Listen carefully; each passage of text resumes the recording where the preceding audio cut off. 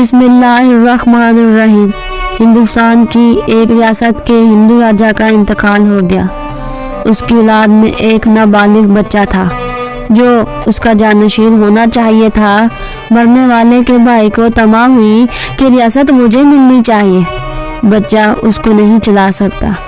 وزراء ریاست کی خواہش تھی کہ یہ بچہ ہی اپنے باپ کی ریاست کا وارث بنے۔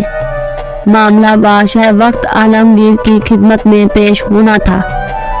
وزراء اس بچے کو لے کر دلی پہنچے اور راستے میں بچے کو ممکنہ سوالات کے جواب سکھاتے رہے کہ بادشاہ تم سے یہ سوالات کریں تو تم یوں کہنا۔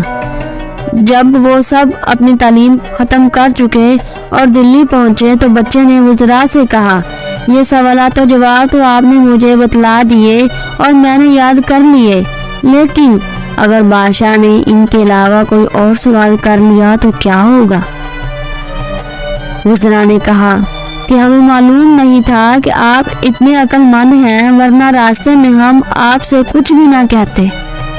بس اب ہمیں فکر نہیں۔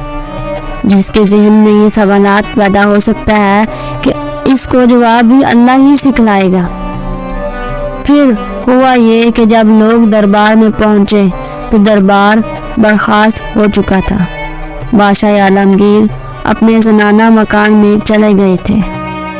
اس بچے کے آنے کی اطلاع ملی تو اس کو اندر مکان ہی میں بلا لیا۔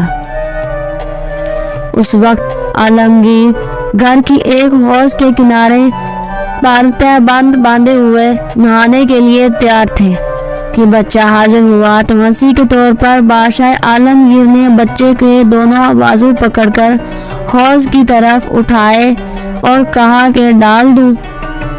بچہ یہ سن کر ہنس پڑا۔ بادشاہ نے ان کو نظر تعجب سے دیکھا تو بچہ بولا کہ مجھے ہنسی اس بات پر آ گئی کہ آپ کی ذات تو ایسی ہے کہ جس کی ایک انگلی پکڑ لیں اس کو کوئی دریا غرق نہیں کر سکتا۔ آپ تو میرے دونوں بازو تھامے ہوئے ہیں، میں کیسے ڈوب سکتا ہوں؟ عالمگیر نے اس کو گود میں اٹھا لیا اور ریاست اس کے نام لکھ دی۔